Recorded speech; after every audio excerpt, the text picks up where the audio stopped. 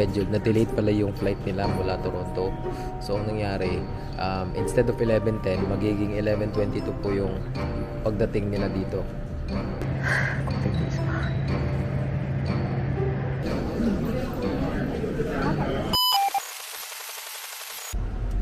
What's up guys? Good morning. Ito po si Tropang JP. And today is a very special day. Andito po ako sa kotse. And nagpapainit ako ng makina po mga katropa. At ngayong araw po, finally, with the grace of the Lord po, pipick upin ko na yung mag-ina ko po sa Fredericton International Airport. Hindi ko pumawari yung pakiramdam ko ngayon mga katropa. Kung alam nyo lang, after 3 years and 4 months po na magkahiwalay po kami, finally nag-grant na rin po sa wakas ni Lord yung wish ko, yung ultimate wish ko po, na ma-reunite po kami bilang isang pamilya. So abangan nyo po ang mga susunod na mga pangyayari sa buhay namin. Ito po si Tropang JP. Peace out muna kasi magdadrive po ako. Okay? Balitaan ko na lang kayo mamaya. Peace guys. Update guys, kakarating ko lang dito po sa YFC or Fredericton International Airport para po sunduin si Mrs. ko at saka syempre yung baby ko, si Baby Ashi. Time check po, it's 10:22 AM and base po sa schedule flight nila, lalanding po yung aeroplanong sasakyan nila ng 11:10 today, this morning. So hopefully guys, saktong-sakto siya. And para hindi po tayo magkaaberya, and kasi marami pa kaming gagawin, ay may mga plano pa po kami, mga scheduled po kami na plans na sana ay matuloy po ngayong araw. So wish me luck and hopefully safe po yung paglanding nila mamaya. Okay? So pasok tayo sa loob ng airport guys.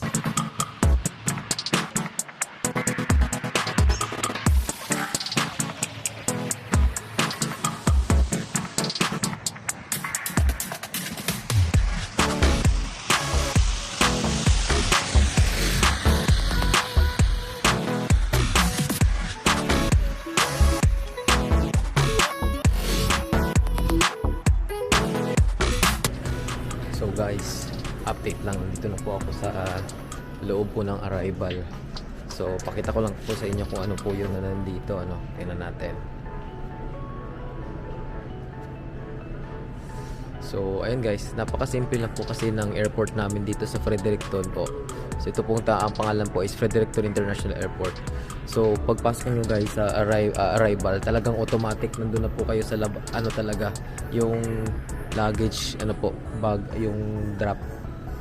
Ano bang tawag dito mga katropa? I-comment nyo nga sa baba kung ano tawag dyan. Basta yung umiikot na ganyan. Tapos syempre dyan nyo pick upin yung mga luggage nyo mamaya. Okay? So doon po sila lalabas mamaya dyan sa arrival. Then iikot sila. Then kukunin po yung mga bag drops. Tapos lalabas po dito. Okay? So ganun po yung setup. So, ganoon lang po. Napaka-straightforward lang po ng aeroplano. Ng layout po ng Fredericton International Airport po.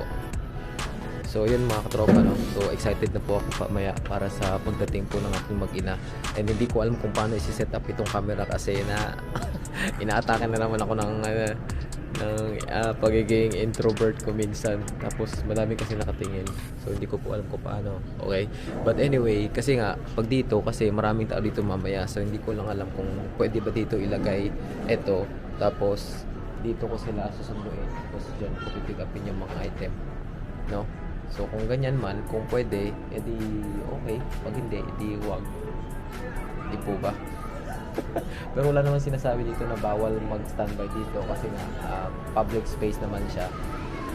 Pero ayoko lang talaga din na makadisturbo po ng mga tao mamaya kasi nga kung napansin nyo mga katropa, tingnan nyo naman, ito po yung washroom dito. So katabi lang siya. So magkatabi din dyan po yung washroom. So anyway, while waiting, kasi nga nung nag-check ako pala katropa, chinek ko pala yung arrival schedule, na delayed pala yung flight nila mula Toronto. So ang nangyari, instead of 11:10 magiging 11:22 po yung pagdating nila dito. So but then konting difference lang naman po, no? Mga 12 minutes 15 minutes lang na delayed. And time check po.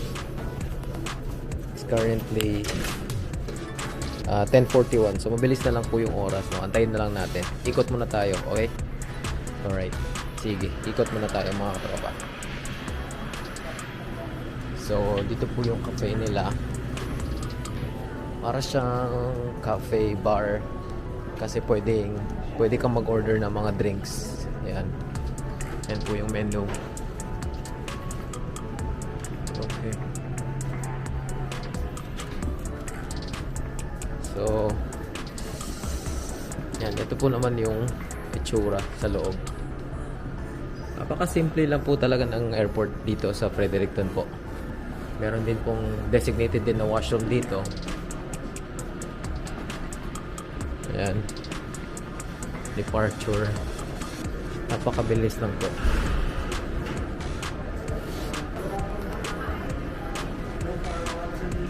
Baggage drop.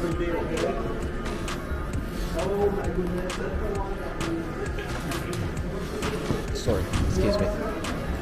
So, ayan po mga tropa. So, Cross International Board. Dito po yung departure nila na area. So, yan. Napakasimple lang. Tsaka napakaliit lang talaga po ng ano namin dito. Airport sa Fredericton. Yan. Diretso lang po siya.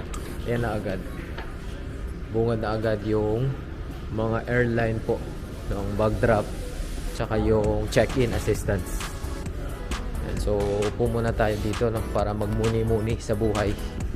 So yan lang po yung labas. Tingnan nyo naman mga katropa, March po ngayon pero may snow pa rin, di po ba? Kaya nakakatuwa lang pong tingnan kasi akala ko po tapos na pero hindi pa pala. But anyway po mga katropa, no, looking forward pa rin. Kasi nga excited pa rin po ako. Regardless po ng weather, hindi po mapipigilan yung pagdating po ng aking mag-ina dito po sa Canada. Kaya watch out po sa mga update, okay? Sa ngayon, peace out muna. Peace. 10 magiging 11.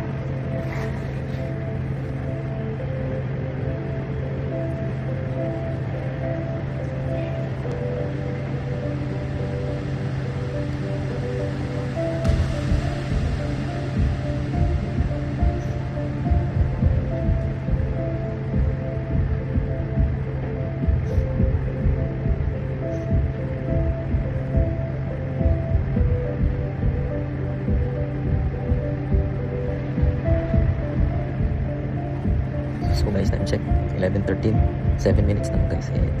Lalapag na po yung aeroplano sinasakyan nila yung mag-ina ko mula or galing po ng Toronto. Excited na po guys.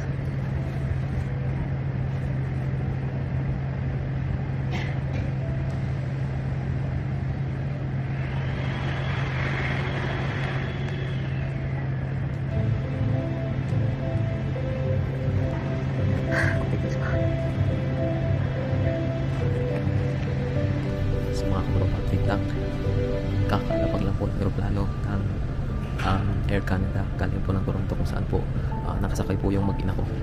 So siguro after 5 or 10 minutes po pwede na silang lumabas para po kuhanin na yung mga baggage. So antay-antay lang po tayo mga tropa. Okay, excited na po. Hindi ko na maitago yung excitement ko mga tropa. Ito na nga yun.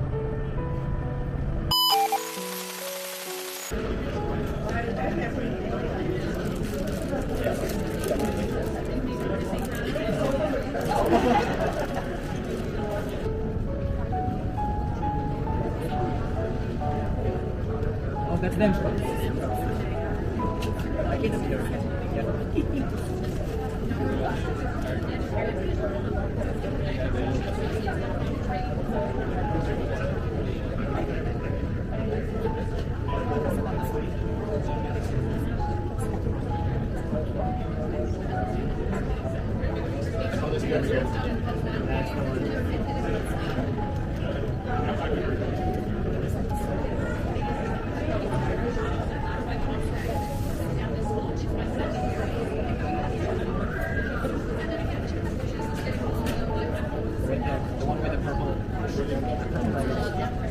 Selfie. Yeah, after look at